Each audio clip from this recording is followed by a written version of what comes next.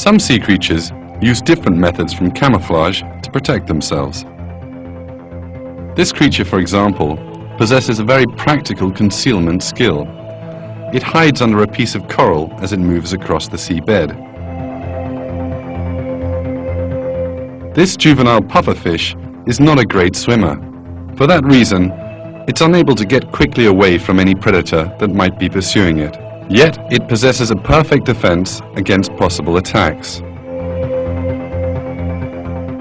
When danger approaches, the puffer swells up. Unable to swallow the fish, which grows really quite large, the predators will generally leave it alone.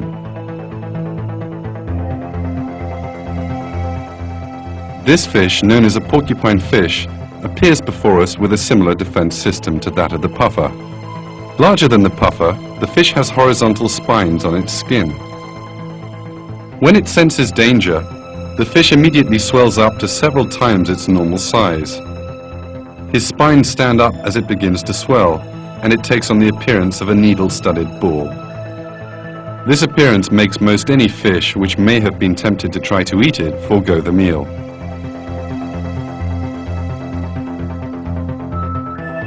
When we think about it, we can see that the defense methods these fish possess are intelligent and expertly planned conceptions. A pufferfish or a porcupine fish possesses both a body system specially planned to deter enemies and the reflexes which enable it to use this when just necessary.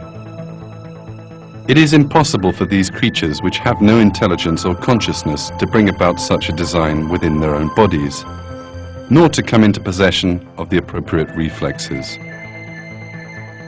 It is clear that these creatures were created together with these properties. Lord of all nature, God, gave these creatures their formidable biological defense mechanisms, in the same way that He endows all living things with the qualities they need to adapt and survive in their surroundings.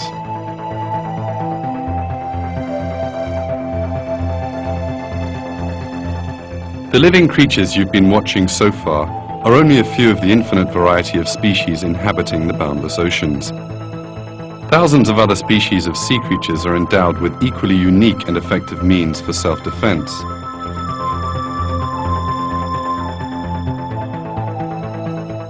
One example of this is the mantis shrimp. The mantis shrimp, with its rather showy appearance, lives in a shelter it digs under the sand.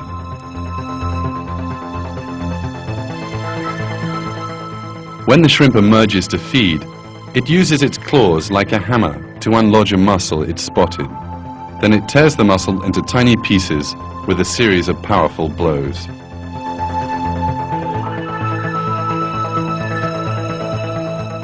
At this time it's aware of the octopus which is approaching. It rears up in front of the octopus as if warning it not to meddle.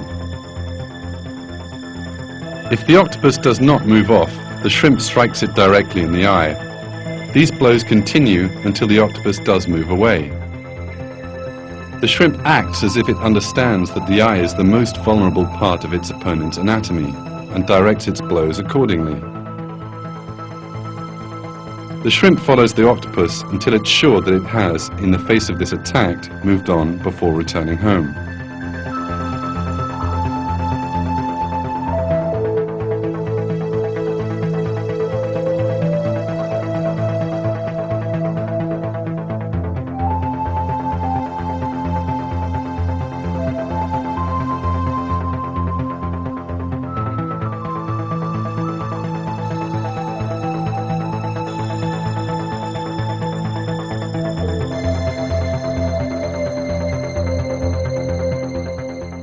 Another defense we see in underwater creatures is false eyes.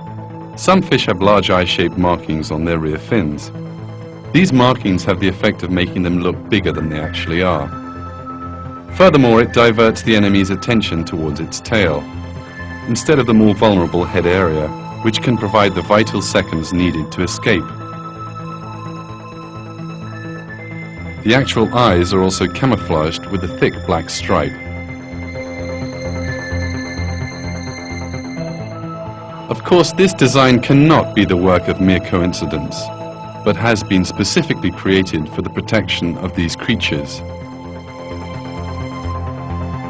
It is not possible here to distinguish between this fish's head and its tail. The false eyes at its rear are a perfectly designed means of defense. But what is more surprising, the creature whose fronds it is swimming between is not a plant but a seahorse.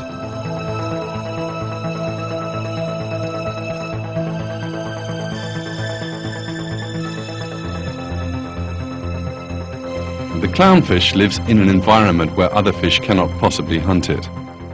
The sea plant it's happily swimming about on is actually armed with extremely poisonous venom that can paralyze any life form touching it. But clownfish are completely immune to this poison. This is because of the transparent material in the clown's skin, which is intended to stop the burning capsules on the plant.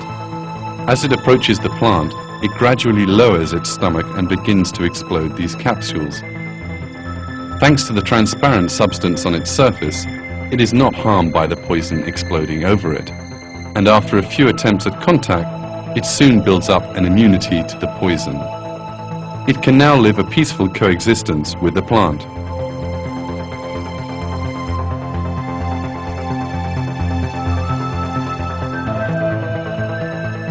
To propose that camouflage, changing shape, and dozens of other kind of defense systems came about with experience over time or as the result of coincidences seems neither logical or intelligent.